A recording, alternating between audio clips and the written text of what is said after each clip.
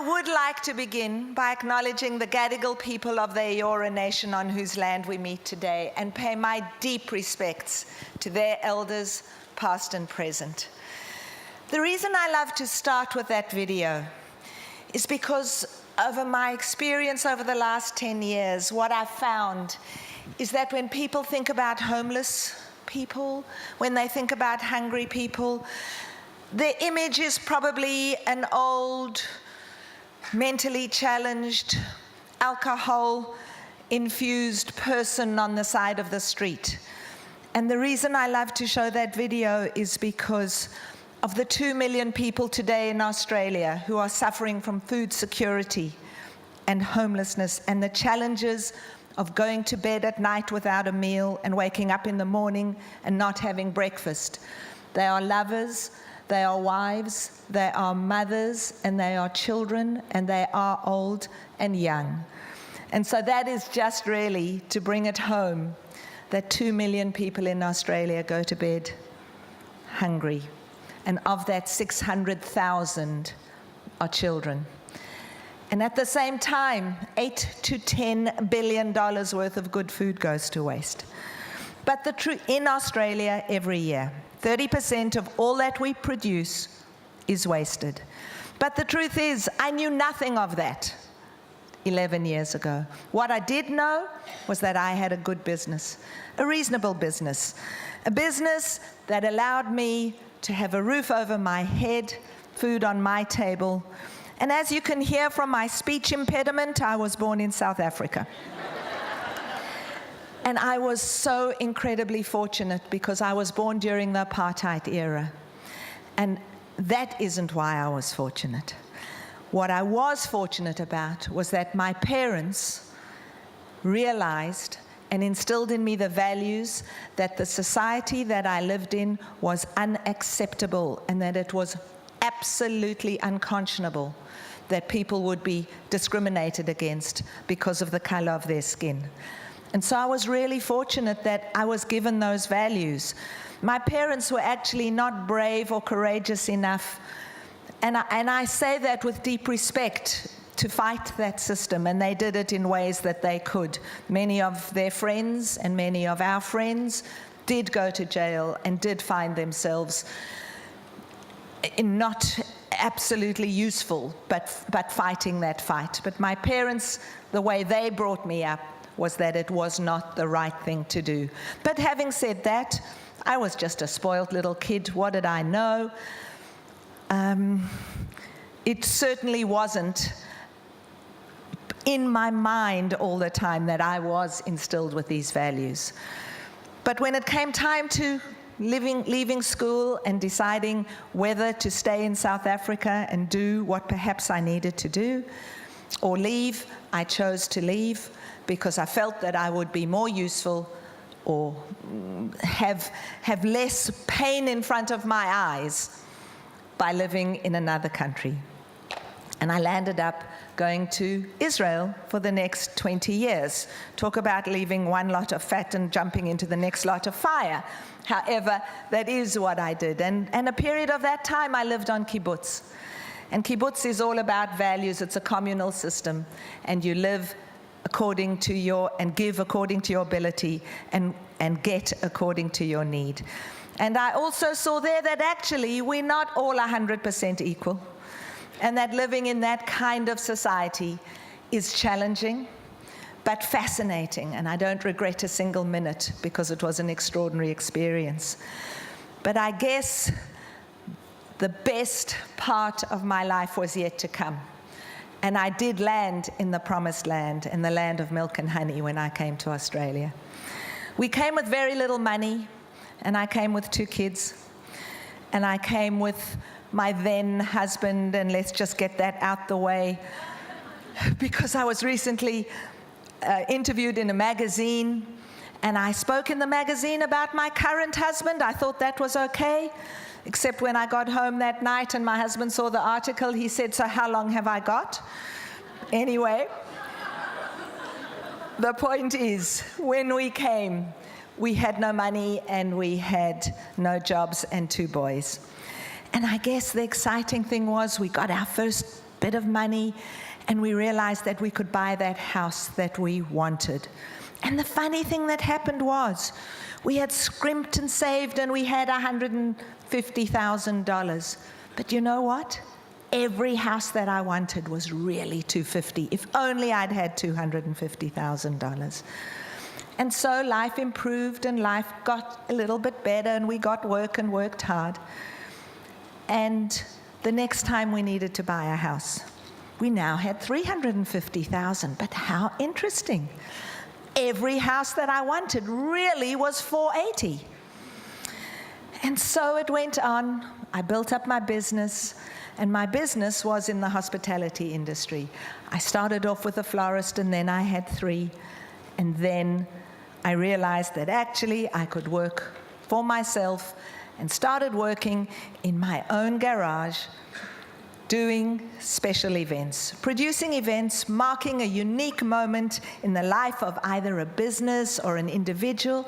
And I loved what I did. I loved it to bits. I loved marking that moment and providing such extraordinary memories for people. But what was common at all of my events was that we celebrate around food. We eat when we want to share special times. We invite people over when we have birthdays, or to acknowledge how successful we are. And that's what I was doing.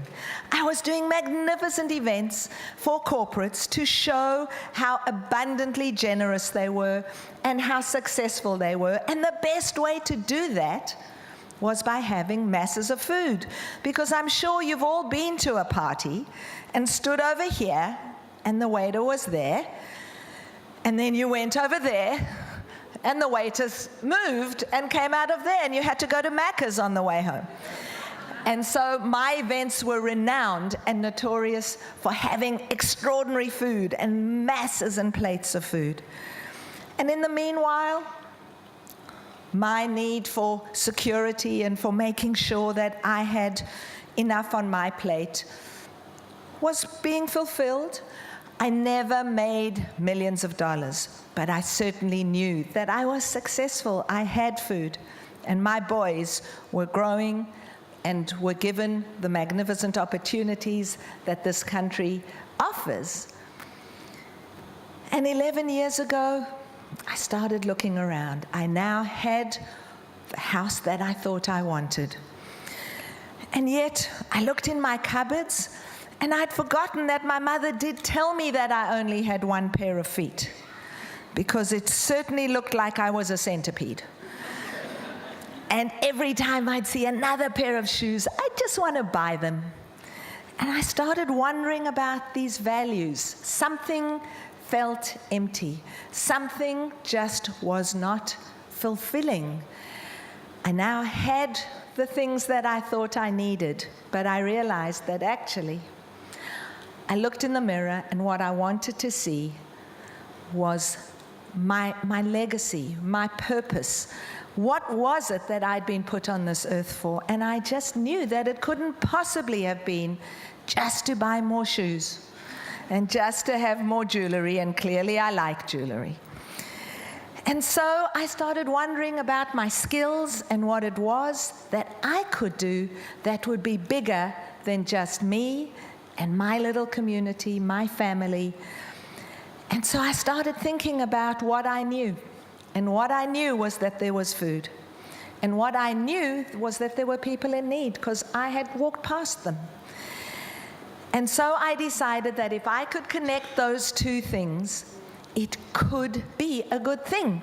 And clearly, as you heard at the beginning, in our first month, we collected 13,000 meals. And actually, last month, we delivered over 700,000 meals to over 618 charities.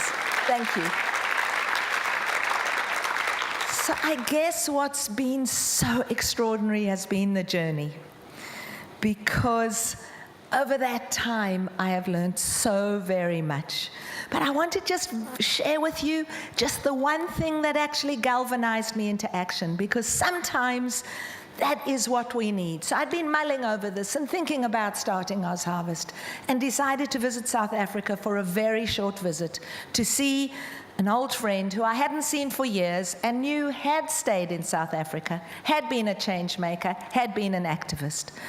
And so I arrived in South Africa, and she said, come with me, we're going to go and visit Soweto. Now, any of you who know anything about South Africa would know that Soweto, by our standards, is still a shanty town, but it is the home to about 4 million people, seething, bustling, extraordinary city, which I, growing up, could never go to because I was white and it was not safe. And now, when I went back, this was the new South Africa. Mandela had been released and South Africa was extraordinary. And Selma said to me, come with me because we're going to go and visit Soweto. We're going to go and see an AIDS clinic that I set up. And that was kind of cool. I didn't know that she had done that. I didn't know the details of what it was that she did. And when she, as we drove into Soweto, when she turned round and said just under her breath, just quietly, by the way, I was responsible for electricity in Soweto. Wow. I just got goosebumps all over me and thought, I want to know what it feels like to make that kind of difference to that many people. And so by the time we got to the AIDS clinic, I did know that my life would never be the same again, and that I'd come back to Australia and do what it was that clearly I was meant to do. But it's interesting because, you know, my mother died of cancer, and I don't know why I didn't just become a volunteer for the Cancer Council. But whatever it was that pushed me and motivated me, it has been the most extraordinary thing. I just want to make sure you all know that that day when I said I am going to start Oz Harvest, it was as if I was the Pied Piper. So there is no business, there is no organization if you don't have an extraordinary team behind you, with you, and alongside of you. And that is what I've had. I say that Oz Harvest is a magnet for magnificent people, because every day we have extraordinary people. But to get back to that journey of what I've learned along the way, and why when people say to me, so Ronni, you hoped that you'd start an organization. What did you think would happen? And I guess it never for 1 minute, not for 1 minute, did I think I wouldn't succeed. It just didn't occur to me. So maybe it's because I'm just either dumb or just so optimistic, but it just didn't occur to me. And so from that very day, when I decided to do this, it just was, we're going to make this happen. And so when you believe in the abundance, and there is abundance, when people turn around to me and say, so how are you funded? And I say, we're completely philanthropically funded, and there's an abundance of money, and my job is just to find those people. It is about knowing and believing that each and every one of us can make a difference, and just has to find the way that we can do that. And I'm here to share with you one of the most intrinsic things that I have learned in the last 10 years, and that is that giving is 1,000 times better than getting. No money I have ever earned feels as good as knowing that you have made a difference to somebody's life. And the truth is, some people might start an organization like I have, and some people might not. But the key is to find a way that you can make a tiny little difference to somebody every single day, because the ripple effect of that is quite extraordinary. And so, on a daily basis, I don't know how many of you jump out of bed every single day and say, I am blessed to be here. I am blessed to get out of bed today and do what it is that I have to do. So my message to you is that if you think that one day you're going to jump out of bed and be happy. I'm here to share with you that all we have is today. It is today that you can take every bit of hope and love and generosity and goodness that you've ever seen. And your job is to deal and give that love and generosity away today. I could be really harsh and tell you about Thomas Keller, the young 18-year-old who 2 years ago woke up on a Friday morning on his birthday and said, I'm taking my girlfriend out to King's Cross tonight for dinner. Do you think on that day he turned around to his mom and dad and said, you'd better give me the last hug you've ever given me because I'm not coming back tonight? No, we all think we've got for the rest of our lives. So I'm here to share with you that the biggest joy that you've got today is to know that right now is the very, very best time for you to do what it is that you need to do. And even if it's buying coffee for someone when they didn't know that they were expecting it, even if it is just saying to someone, hi, you look great today, it's those tiny little things that make a difference.